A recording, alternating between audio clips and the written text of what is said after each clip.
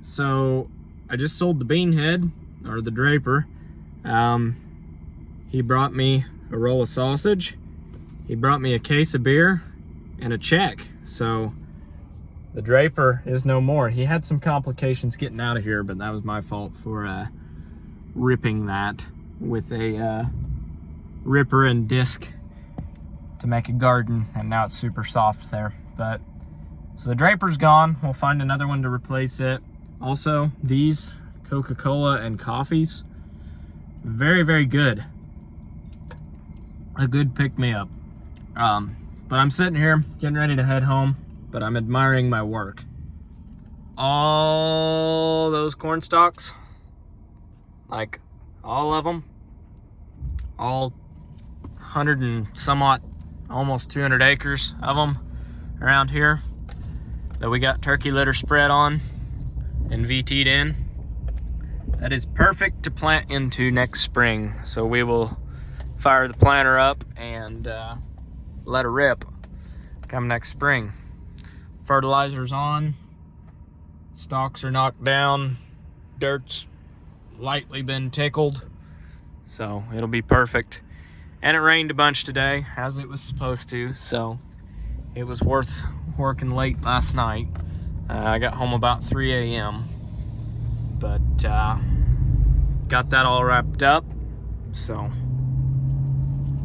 feels nice. There's another field we did last night, so everything around the farm here is ready to plant come spring. And I don't know, something between driving from the farm to my house feels good to see that. So I feel like I've got life a little bit more together, or at least 200 acres more together. But that was almost, not quite, but almost, and between 20 and 15% of what I farm taken out and ready to roll for next spring. So a little bit of a jump start.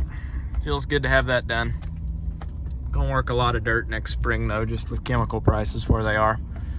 That Landol and disc and real disc, they all might get used next spring. I don't know, but anyhow, it's Sunday. I'm coming home. Well, would you look at that? Just look at it. Big old chicken hawk. So I didn't think I'd be hooked back up to the grain cart this year, but we are. So, dumping the beans that I forgot to cut the other day. There's more of them than I thought there was. Extremely dusty too. But hey, bonus beans going to the elevator. Can't complain. Cart's empty and unhooked. Beans are all dumped. Both semis are full, and we're back on the shit spreader, so life's good now. Shuffling. One of the best things that I've ever bought is that Rakinator. That thing is awesome. This is what it just did to my driveway. It was full of mud. Now it's supposed to rain, so it'll wash the dirt out of the rock and it'll look way better, but it just loosens up all your rock. Goes down like an inch or so. Kind of busts it up. It looks muddy right now, but I promise it looks a lot better after it rains. But it'll just lightly loosen everything up on top. Kind of level out the potholes and whatnot that you get in your drive. And it does a really good job of raking the trash and crap out. But it'll rain on this, and it'll look like there's new rock laid. If you take a garden hose and rinse this off, basically it's just dirt stuck to the rocks that's been packed down. But once it rains, this driveway will look perfect. So yeah, highly recommend that thing. Well, good morning, darling. Brandon called, said he needed fluids for the Volvo. He said it needs power steering fluid, needs engine oil, and I need wiper fluid. So we're making it happen.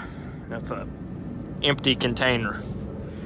Seafoam's good stuff, but you know, there's gonna be a little bit of it left over in here. I dumped what little was still in it, and I got the drill back in here. But all this crap is gonna get cleaned out. All this crap gonna get cleaned out. All this crap needs cleaned out. I'm thinking about just getting a rollback dumpster having it set off at the farm for a week, and cleaning the house here. So we got wiper fluid, engine oil. Oh, I bought this yesterday at Roll King.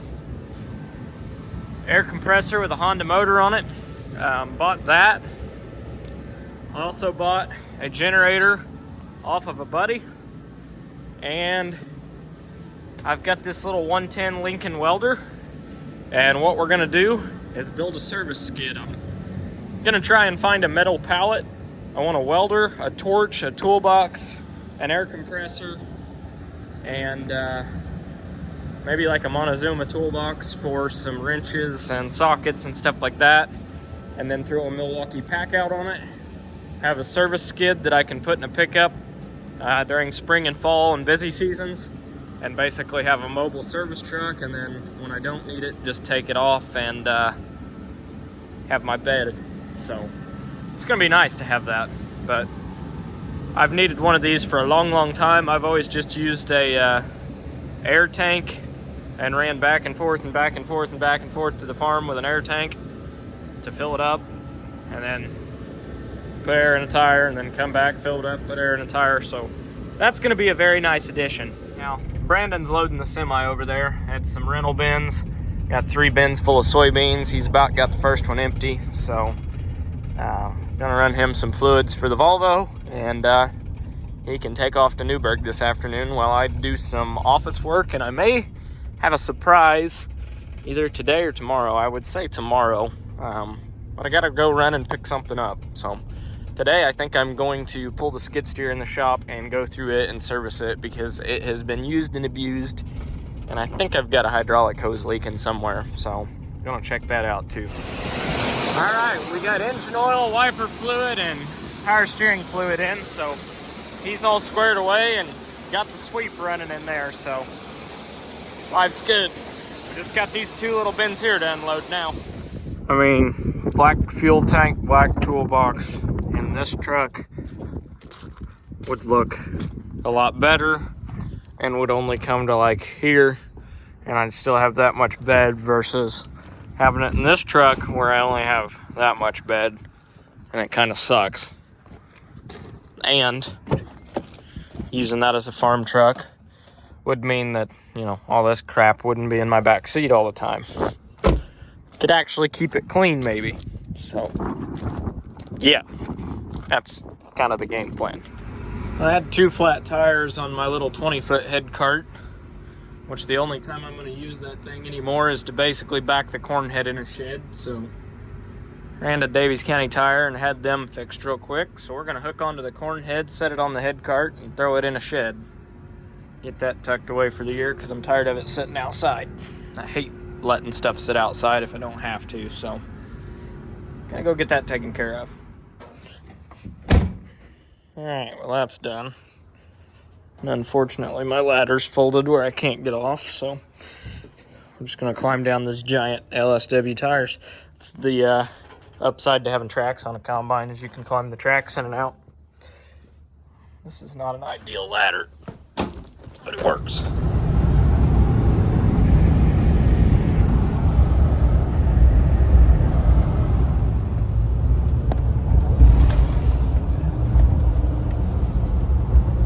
There's the barges. These things are huge.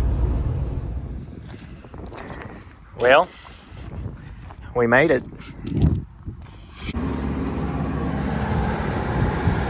There she goes. Well, we almost made it, but I ran out of gas.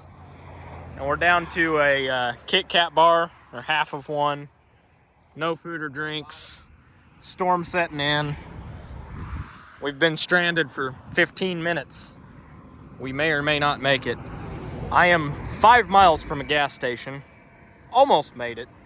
Thought I could make it, but then realized my truck was getting 4.5 miles per gallon. Gas trucks pull fine, but they do burn the fuel when they do that, so that's kind of heavy. So, towing company's coming with some gas. And then we can go to the gas station and go the next 20 minutes, and then we'll be home.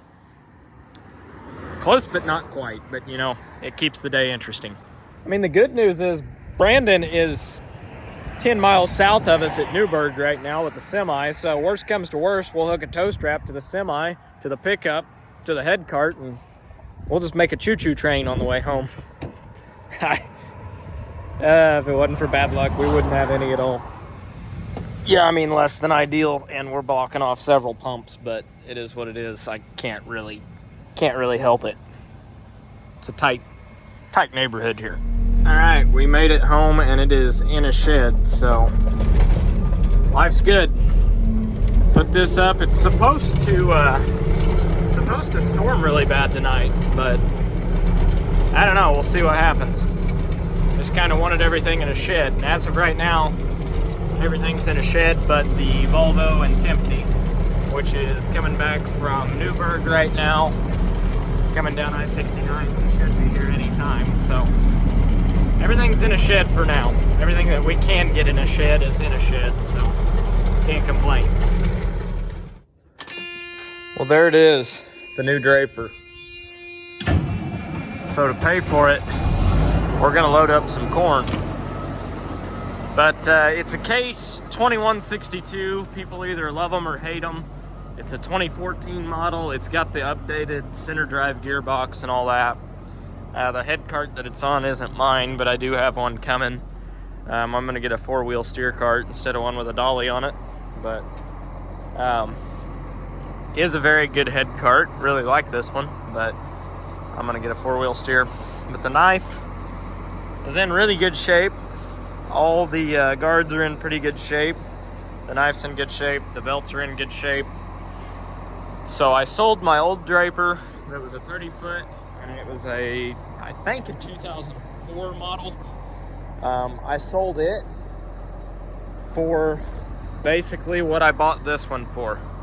This one's 10 foot wider and 10 years newer. This is a 40-foot head, so it is pretty big, but a combine should handle it fine. I didn't really want to go to a 40. I kind of wanted another 30 or maybe a 35, but I bought this on auction from H&R AgriPower, and the price was right.